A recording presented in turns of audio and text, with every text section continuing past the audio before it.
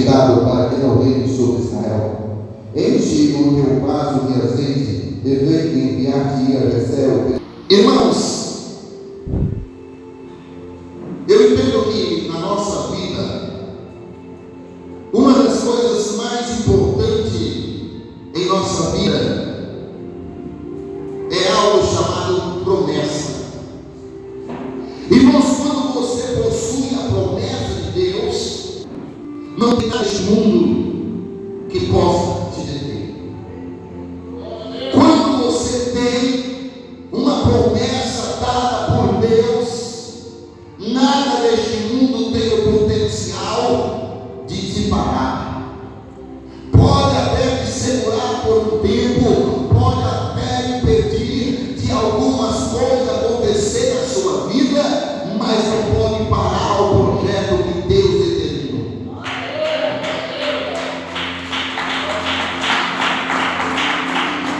A Bíblia descreve de um rei chamado Saul. Para quem lê toda a Bíblia Sagrada vai entender que Israel, sendo uma cidade edificada pelo próprio Deus, uma cidade que habitava, um país que habitava, uma terra que habitava, portadores de grande promessa, que eram os descendentes de Jacó. E eles eram governados por profetas. Era um povo que tinha uma orientação por onde ia, o que fazia na presença de Deus. Mas eles, olhando para o seu vizinho, olhando para outro país, olhando para outra nação, dizem: a outra nação, eles são governados por rei, eles são governados por governadores, e só nós somos governados por profetas. Até nós não queremos mais, nós queremos ser governados por um rei. E aí nós começaram a proclamar um rei sobre Israel. E Deus levanta o primeiro rei chamado Saul.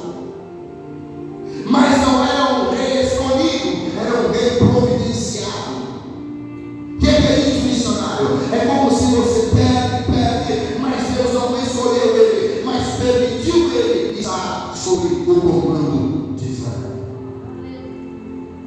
Mas acontece que quando alguém não tem promessa, nós entendemos que o ministério dele, o projeto dele, vem faltando pedaços, vem sem estrutura. Mas por que Deus não colocou a promessa na vida de Saul? Para você alcançar uma promessa, você tem que ter algo no teu coração e na tua mente que é segundo a vontade de Deus. Deus não escolhe, Deus não é o seu alvo, Deus não escolhe algo que ele sabe que não é digno de portar a sua promessa. Mas Deus permitiu, e ele começou a reinar sobre Israel.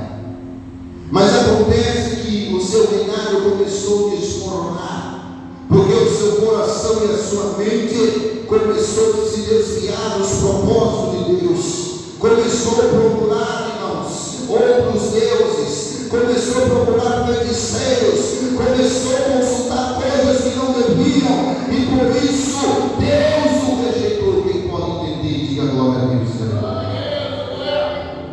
Deus manda ele fazer isso, ele começa a fazer isso, começa a seguir os seus próprios pensamentos, os seus próprios conceitos. Isso desagrada a Deus. Irmãos, eu fico triste quando eu vejo um cristão que ele mesmo escolhe os seus conceitos. Eu não vou fazer, eu não posso, eu não quero. Deus está dizendo que a partir do momento que você entrega a sua vida a Ele, até a sua vida, você não manda mais nela. Você está guiado pelo Senhor. Por mais que muitos reprovem a sua atitude, por mais que muitos olhem para você e dizem: olha, você viu como vive ele, você viu como que ele age, é porque ele está agindo segundo a vontade de Deus, porque ele coloca Deus no seu centro de tudo. Deus está no centro da sua vida, e não mais vive ele, mas Deus vive na vida dele.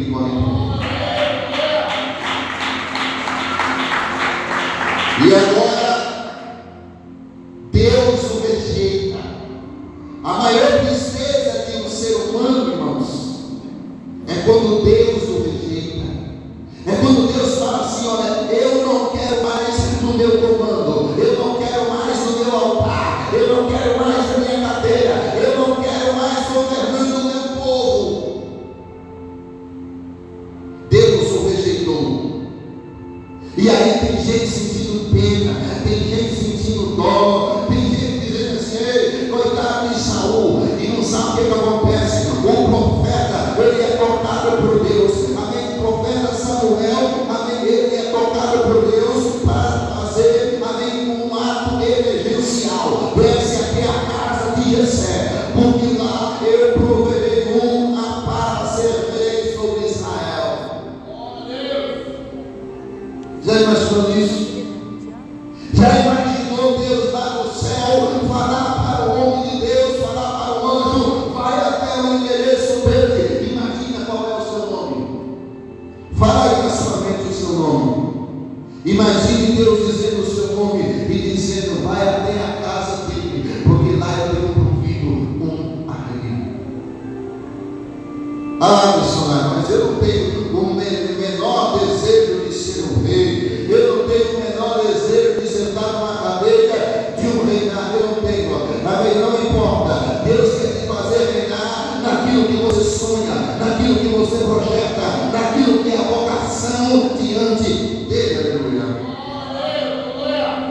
E agora, amém, o profeta desce até a casa de Jessé, o belemita, pega o azeite, leva um novilho, amém, e fala assim: eu vim aqui em nome de Pai sacrificar o Senhor. Porque se ele dissesse assim: eu vim aqui para escolher uma rei de Israel, sabe o que teria acontecido? Caía no ouvido de Saul, e Saul matava ou mandava matar. Mas ele chegou lá, irmãozinho menino, amém, sacrificou e disse: eu vim aqui mandado pelo Senhor, amém, escolher uma rei de Israel. Irmão, sabe o que eu acho lindo, irmãos? Sabe o que eu acho bonito? Irmãos, eu trabalhei em muitas empresas, amém, e eu observo que quando tem uma pessoa de Deus numa empresa, ele é o mais caluniado, ele é o mais apontado. Aí tem pessoa que fala assim: não, se fulano fosse de Deus, ele não era tratado dessa forma. Ninguém falava isso. E tem pessoas que não têm promessa, que não têm Deus, começa a ajudar aquela pessoa, dizendo: você viu como é que ela é separada? Você viu como é que ela é separada? Não almoça com nós, não bebe com nós, não ouve o que nós ouvimos, não vai para onde não vai, amém, não curte com nós. Ele é diferente, ele se acha melhor do que nós. E a pessoa, quando verdadeiramente é de Deus, ela fica sendo chicoteada, apunhalada. Às vezes todo mundo, eu já trabalhei, já passei por isso, irmãos. Já trabalhei em lugar que todo mundo fazia um banquete, comia, bebia e nem me convidava. Passava por mim, fazia que nem me enxergava. E eu perguntava: Deus, o que é isso? O Senhor dizia: é promessa. Talvez você pergunte a mesma coisa: Deus, por que ninguém me enxerga? Aí tem pessoas que sabem: mas quem precisa me enxergar é Deus. Não, você está errado. Você está vivendo em um mundo que existe pessoas à sua volta e elas precisam interagir com você também. Isso faz parte da nossa vida, isso faz parte do processo, amém, divino na terra. A Bíblia diz que ele chega até a casa de Jessé, e eu vejo Jessé dizendo assim: amém, escolhido para ser rei, eu tenho Aminadab, eu tenho Samar, amém, eu tenho filhos aqui que verdadeiramente aparecem no rei. Às vezes, presta atenção, Deus está te ensinando algo. Deus gosta de falar, irmãos, quem está disposto a ouvir. Eu vim na igreja para ouvir Deus falar comigo, então presta atenção. Irmãos, quando é feito ali uma cerimônia, eu vejo o bezerro sendo queimado, eu vejo o profeta pegando o azeite, e eu vejo ali, amém, uma cerimônia. Agora, neste momento, nós vamos escolher um e ungir para ser rei de Israel. Irmãos, eu vejo Jessé com brilho nos olhos, chamando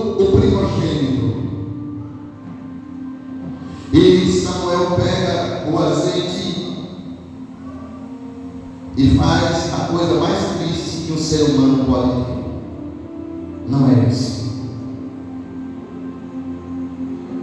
Irmão, sabe o que eu entendo aqui? Que aqueles filhos que estavam ali, eles tinham nome. Eles eram nomeados. Vinha chamando um a um pelo nome. Você entendeu que quem tem nome, muitas vezes não tem promessa? Você percebeu que muitos que têm nome, muitas vezes não têm missão? Escolheram todos que estavam ali. Parecia até uma brincadeira. Veio do maior ao menor. E no menor, do maior ao menor. E disse: não é isso. Mas o que aconteceu? Será que é fake news? Nenhum deles. Você veio de longe até a minha casa para ungir os seus filhos, e os meus filhos estão aqui, e tu não escolheu nenhum. Como isso? Aí eu vejo o profeta, irmãos, até o profeta pensando. Mas o que aconteceu? Os filhos dele estão aqui, e Deus não escolheu nenhum. Será que Deus desistiu? Será que Deus está me provando? Será que Deus está fazendo comigo como fez com Jonas? Mas ele ainda busca na sua mente uma alternativa. Não tem mais filhos. Todos os seus filhos estão aqui. Aí, irmãos, o seu pai lembra daquele filho que não tinha nome. Sabe qual era o nome dele ali? Menor. Você imaginou, irmãos, você ter o nome, amém? Você foi registrado no cartório, a sua mãe, o seu pai, o responsável, colocou o nome em você, e o seu nome foi tão esquecido, tão apagado na história, você foi tão injustiçado, que o seu nome desapareceu, e foi colocado outro nome, e esse nome que foi colocado foi dito o menor. Ainda tem, sabe quem é o nome dele? O menor. O menor. Irmãos, é tão bom quando você é menor para o mundo, menor pela sua família, menor pelos seus amigos. É tão bom, irmãos, quando você é rejeitado por aqueles que não têm Deus, mas é abraçado por aquele que te escolheu e te chamou de campeão e colocou na tua vida algo diferente.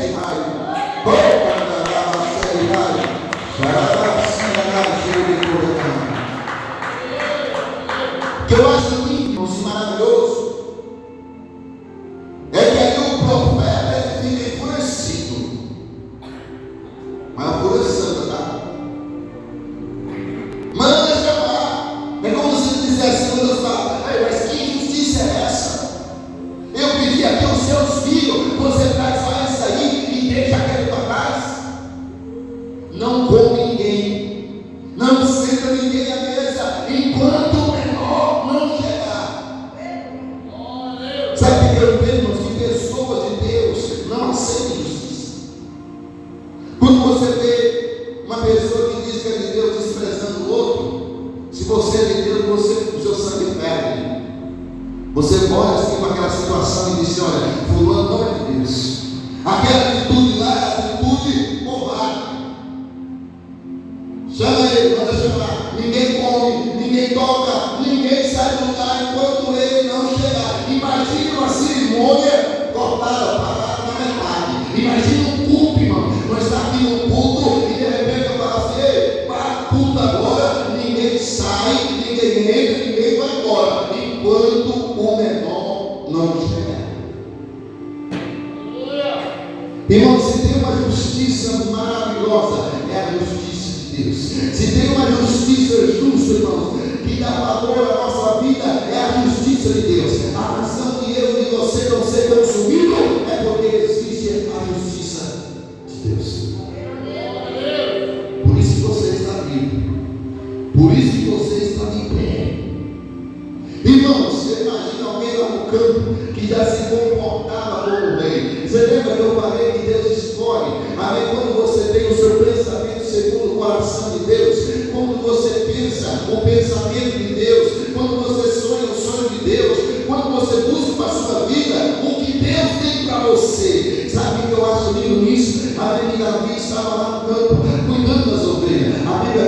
dava a sua vida pelas ovelhas. Ele enfrentava o urso, ele enfrentava o leão. De repente alguém chega correndo e diz: ei, o profeta Samuel está lá em casa, está lá na sua casa, e chamou a sua presença lá. E você precisa de ver o que aconteceu lá, pois Aminadab passou uma vergonha tremenda diante do profeta, diante do seu pai, diante da sua família, porque foi rejeitado da unção. Mas você está sendo convidado lá,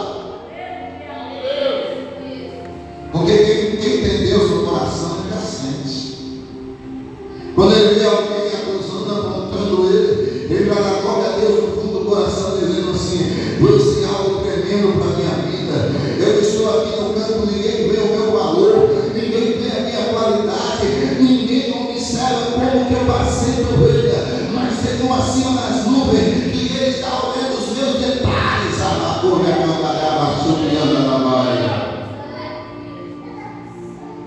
Sabe o que eu entendo? Que a qualidade de Davi era nos seus detalhes. Você tem coragem de uma ovelha ser pega por um urso, que é muito vezes, 100 vezes mais forte do que uma ovelha?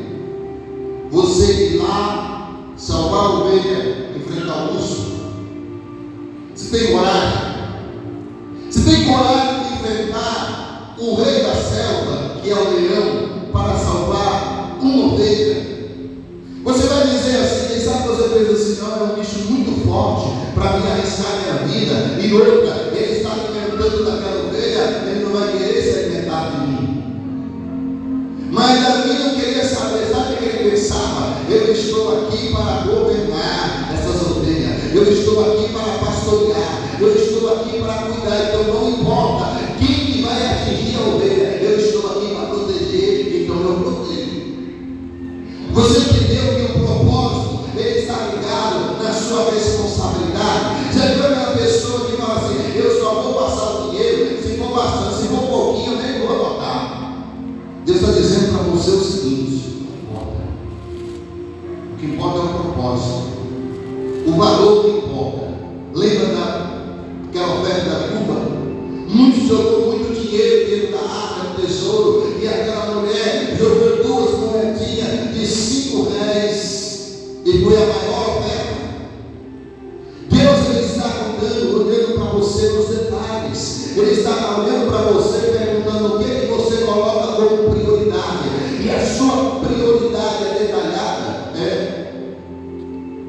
Então, irmãos, ele olhando para cima, porque só quem olha para cima, quem olha para Deus, tem esperança de fé em tudo, que a sua vida vai melhorar, mesmo que hoje você está passando por momentos difíceis, mas no amanhã você sabe que a promessa, o tempo da promessa vai chegar, e quando o tempo da promessa chegar, não tem nada que vai te deter.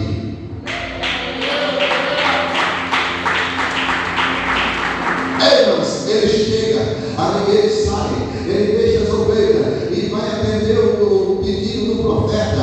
A Bíblia diz, irmãos, que lá todos ansiosos, não sei quanto tempo demora. Amém? Imagine que demora por meio-dia esperando Davi. Amém? De repente, Davi vem se aproximando. Irmãos, quando Davi chega na porta, o Espírito Santo, aí Deus fala para o profeta e diz: unge esse aí, é esse aí o meu escolhido. Quem pode entender agora isso? E não sabe por que às vezes você está na igreja e ninguém te cumprimenta? Você está na empresa, todos fazem ali um banquete e não te convida. Sabe por quê, irmãos? Que todos escolhem aqueles que estão ali e não escolhem você. Sabe por quê? Porque Deus, irmãos, Ele esconde aquelas pessoas que têm promessas. Me prova na Bíblia. Vai lá em Salmo 91. Ele esconde debaixo das asas e ali está. Sabe o que eu entendo, irmão? Se Deus não te esconder, fazer você com cara de rei, com jeito de rei, com presença de rei, com nome de rei, você não aguenta, igreja. Você não aguenta lá. Aí ele vai pegar a sua imagem e vai tirar. Já viu um rei que não tem cara de rei? assim a Davi. Me prova. A Bíblia diz que quando ele chega, amém, o profeta derrama o óleo sobre ele, e naquele momento acontece uma transição. Aquele Espírito Santo que direcionava a vida de Saul, amém, sai de Saul e entra até Davi, e um espírito maligno se aposta da vida de Saul, e Saul agora passa a sofrer uma perseguição diabólica. E eu vejo alguém ganhando um presente, o Espírito Santo. A Bíblia diz que o Espírito Santo se apoderou. Irmão, você já imaginou, irmãos? Se sem a presença do Espírito Santo, ele já tinha uma alta qualidade, ele já tinha um alto desejo de fazer o que é bom, o que é certo. Imagine agora potencializado pelo Espírito Santo. Eu imagino ele, irmãos, sendo semelhante a Sansão. Quando o Espírito Santo enchia ele, no lugar de ele pular lá em línguas, ele era possuído por uma força de justiça. Irmãos, o que eu acho lindo na história é que ele recebe a unção de rei. Ele poderia dizer assim: agora eu não vou mais para o campo, eu não vou mais apacentar ovelha, eu não vou mais ir para o sol, eu não vou mais pegar no cajado, eu vou ficar aqui em casa, porque agora eu sou rei. Já fui ungido. Mas ele faz o mesmo caminho, volta para o campo para apacentar ovelhas. Sabe o que eu acho maravilhoso na vida de Davi? Que ele não tinha só um dom, ele tinha vários dons. E a Bíblia diz que ele tocava harpa. E tinha um homem atormentado por um espírito maligno que só se acalmava quando tocava a harpa. Sabe o que Deus está tentando fazer na sua vida? Você entendeu? Deus quer colocar você numa posição de providência. Deus coloca esse sofrimento, essa luta na tua vida e permite algo na vida de alguém, porque Ele quer que você vá até lá como providência. É como se Ele dissesse assim: olha, aquele fulano lá que está atormentado por um espírito maligno, que é Saul, ele só vai se acalmar se você ir lá e tocar. Eu vou expulsar aquele espírito maligno da vida dele. E aí, irmãos, Davi era chamado, estava apacentando ovelha, era chamado para ir lá no castelo de Saul. Só que Saul, quando estava possuído, queria matar. Imagine você atrás da parede aqui, ó, escondido, porque se ele visse, ele te matava. Você tocando harpa e ele pegando a espada, enfiando assim, ó, para te acertar, para te matar, irmãos, possuído por um espírito maligno, querendo matar. Mas não era simplesmente Saul que queria matar Davi, era o próprio demônio que queria matar Davi. Mas Davi não nasceu para morrer matado por demônio, não nasceu para morrer matado de espada. Ele não nasceu, irmãos, para ter uma vida de derrota e fracasso. Ele nasceu para fazer a vontade de Deus e deixar um resultado legado na terra. A trajetória de Davi, irmãos, é uma história de superação que todos nós deveríamos ter em nossa vida. Chega um momento, irmãos, que é uma batalha, uma guerra sangrenta entre os filisteus e o exército de Saul. Aí sabe quem é convocado, irmãos, para a guerra? Os irmãos de Davi, Aminadab e Samar, convocado, grandão, jeito de soldado, porte legal, aparência, presença, vão para a guerra. Tem nome, tem altura, tem idade. Segundo os historiadores, se o Davi era o menor, isso quer dizer que ele era menor de idade. Ele tinha na casa dos seus 14 a 15 anos, mais ou menos. Mas ele está lá no campo, apacentando ovelhas. De repente chega a notícia: vai até eles. Seu pai manda pegar mantimentos e levar até eles e trazer notícias. Porque passa 30 dias, 60 dias, 90 dias, não tem notícia. Será que estão guerreando? Será que estão ganhando a guerra? Será que estão perdendo? Será que estão apanhando? Será o que está acontecendo? Vai lá, leva comida, leva remédio, leva azeite e traz notícia. Aí vai Davizinho, irmãos, obediente, e vai até o arraial, aonde estava o exército de Saul e aonde estava o exército de Filisteu. Irmãos, lá estava um exército comemorando, batendo no peito, porque quem tem nome costuma bater no peito. Alguém que tinha 5 estrelas, dizendo: foi campeão. campeão em todos os combates, nunca perdeu uma batalha. E não sabe por que tem pessoas que sempre vencem na tua frente, sempre chega primeiro, sempre é o melhor, e você vai ficando do segundo. Sabe por quê?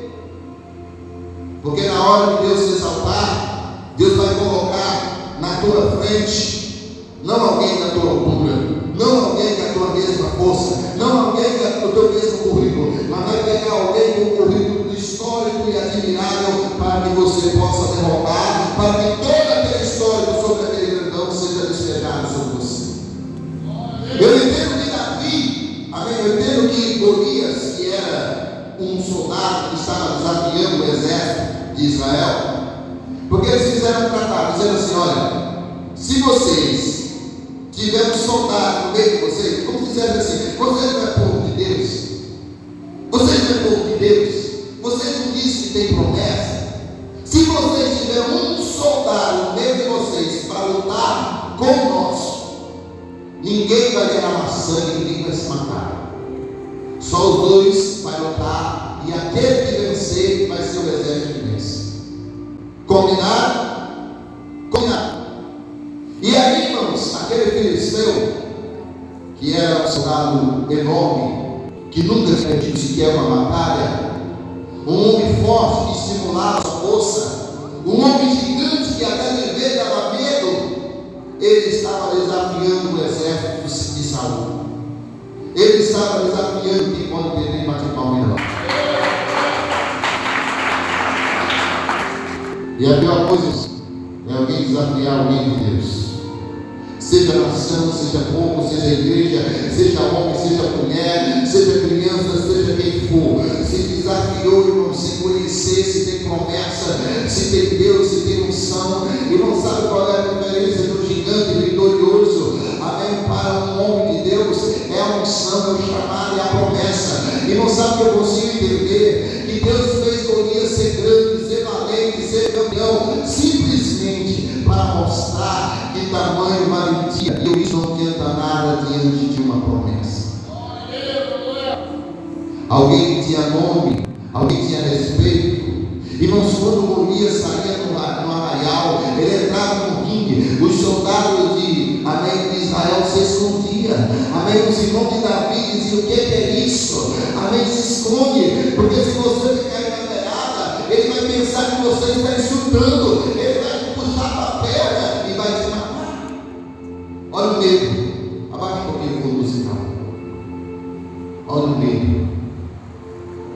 Tem gente que tem certeza que vai morrer, porque ele não confia. Mas eu vejo alguém que está chegando lá com pão, está chegando lá com trigo, está chegando com mel, está chegando com tantas coisas nas costas, e vai chegando irmãozinho, entrando no arraial, e não desavisado, aquele tanto de coisa, ele vai entrando, e seu irmão diz: ei, louco, sai daí. Que foi? Tem um homem aí que está desafiando o exército de Israel. Ah, mas você não está guerreando contra ele, não? Você não está pelejando contra ele, não? Você é louco. Esse homem mata, é campeão, nunca ninguém conseguiu atingir. Se esconde, sai daí. O que você veio fazer aqui? Por que não ficou lá no campo apacentando ovelha?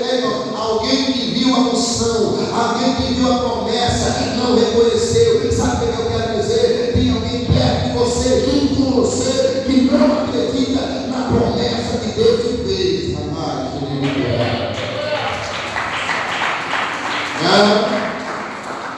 E o que mais dói é quando temos alguém que nos conhece, sabe quem nós somos e não acredita na nossa promessa.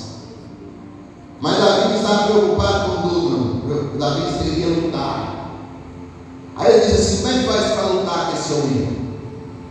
Você, para começar, você nem pode, que você não tem tamanho de soldado. Presta atenção. Tem gente que olha para você e fala: você não tem cara de pregador, você não tem jeito de cantor, você não tem jeito disso, você não leva jeito, não é a sua área.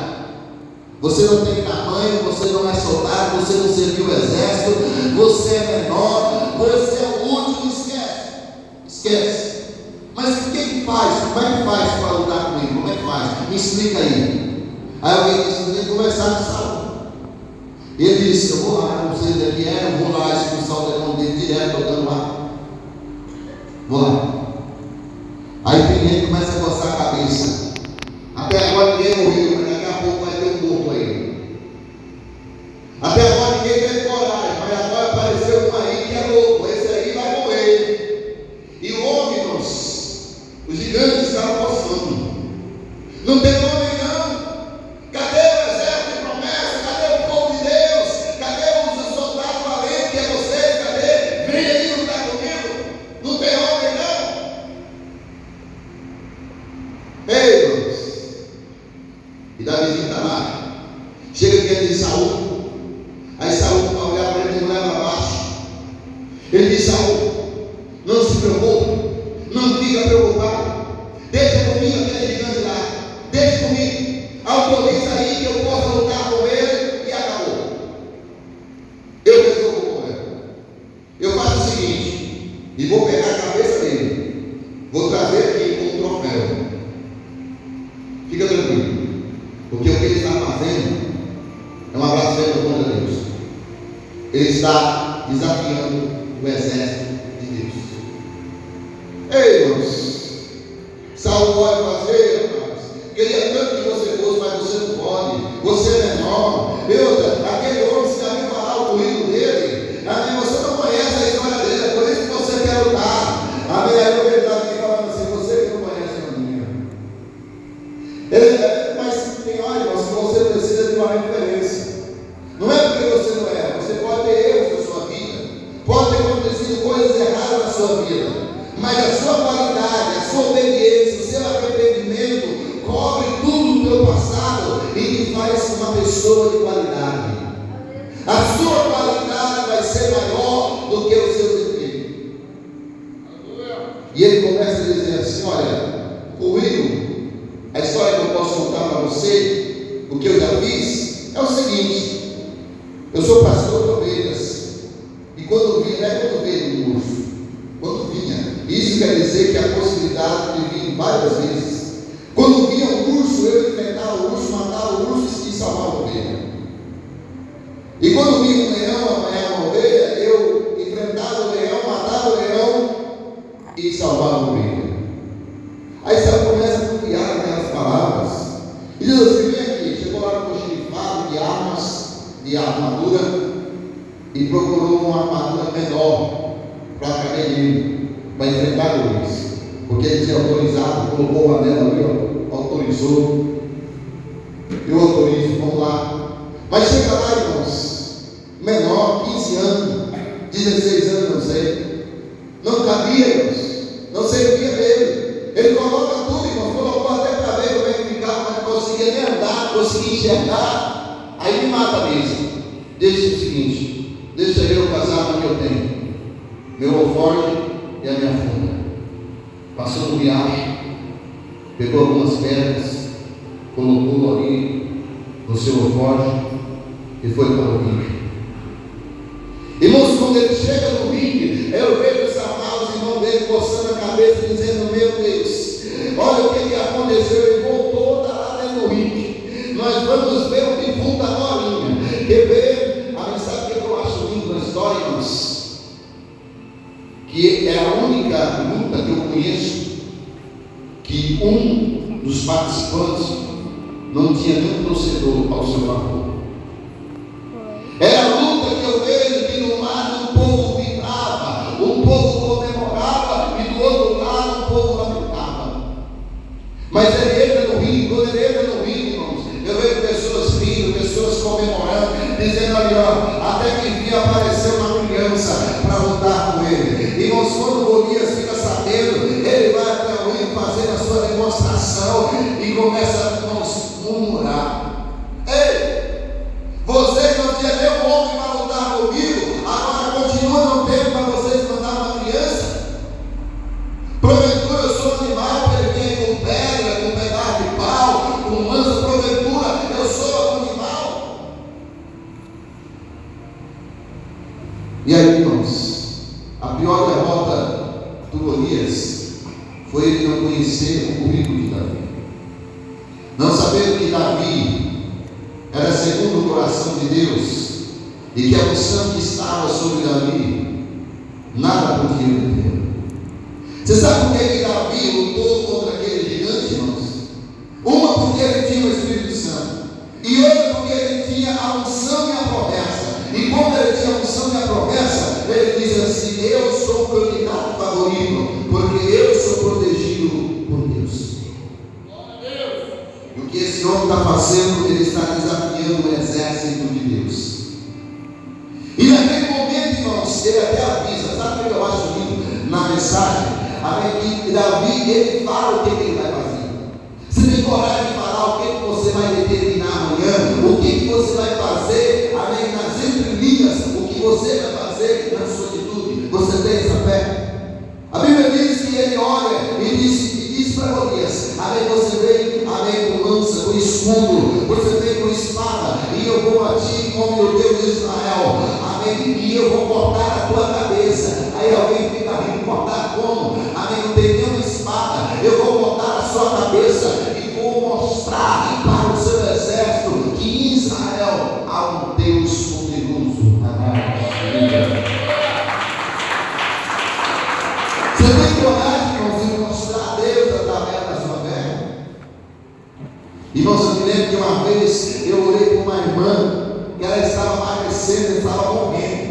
Chegou na igreja, irmãos, com a suspiração cortada. Já havia vários dias que ela estava perdendo peso, só emagrecendo. E ela foi na igreja e Deus me mostrou que ela estava com HIV.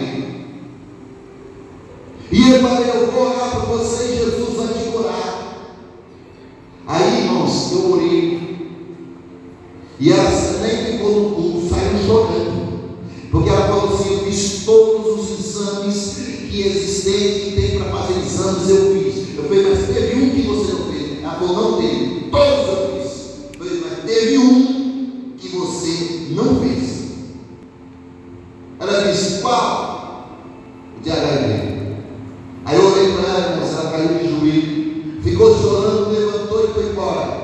Foi embora, chegou na casa dela, os irmãos dela tudo presidiados. Ela ligou para mim depois. Amém? Eu falei: eu confio no Deus que eu prego, eu confio no Deus que eu sigo. Vamos orar, é confiar, irmãos. Amém? Aí ela foi para o hospital fazer um exame de HIV, o único exame que ela não tinha feito. Aí foi lá, irmãos, tirou sangue, fez o exame, juntou a família dela todinha e não tinha coragem de abrir o exame. Aí me ligou e falou, disse assim: olha, pastor, vem aqui, porque o exame dela saiu e nós queremos que o senhor abra. E aí, irmão? E aí, como é que fica a sua fé? Como é que fica seu Deus? Como é que fica a sua religião, o seu ministério com uma hora dessa? Aí eu falei assim: vamos lá, opa. Cheguei lá, irmãos, pegando os envelopes, amém, rasguei e mostrei. Estava lá, curada, abençoada, não tinha mais HIV. Dentro de uma semana, ela começou a engordar e voltou ao seu filho normal, a sua vida normal, e até hoje está viva, para a honra e glória ao nome do Senhor. Irmãos, a vizinha estava andando lá no arraial, sendo envergonhado, sendo humilhado. Mas eu acredito que naquele momento o Espírito Santo estava possuindo a vida dele, e ele estava tomado de temor. E naquele momento, irmãos, eu vejo irmãos batendo, amém, aquele embalado e acionando a luta, e a luta começa, irmãos, amém. Muitos ficam pensando: como é que, amém, Golias vai cortar a mim, como é que ele vai fazer, como é que ele vai aprontar, amém, glória a Jesus. A Bíblia diz, irmãos, que a vitória mais rápida que existe em uma luta é quando o adversário nem vê o holocausto. E foi o que aconteceu com Golias. Davizinho põe a mão no seu alforje, pega uma pedra, coloca na sua funda e começa a girar. E ele começa a girar. Quando bate o martelo novamente para começar a luta, ele solta aquela pedra. Amém? O corpo de Golias não tinha lugar nenhum para acertar a pedra, a não ser o lugar que ele tinha o seu olho de liberdade. Aquela pedra entra, amém, pelo buraco do olho, bate na testa e ele cai para frente. Davizinho chega correndo, pega a mesma espada de Golias, que era para matar Davi, amém, corta o pescoço de Golias, pega aquele cabelo grande e ergue para cima e diz assim: eu provei que em Israel há um Deus de vitória.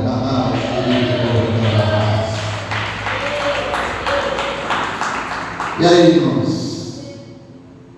É Deus ou não é? Davizinho pega aquela cabeça e não sai carregando. Para onde que ele vai? Para onde que ele vai? Ele vai lá no castelo de Saul e diz assim: tá aí, ó. Fica tranquilo. O exército de Deus venceu mais uma vez. Quem teve essa mensagem, glorifique e exalte o Senhor. Feche os olhos e vou encerrar a mensagem. Feche os olhos. Feche os olhos nesse momento.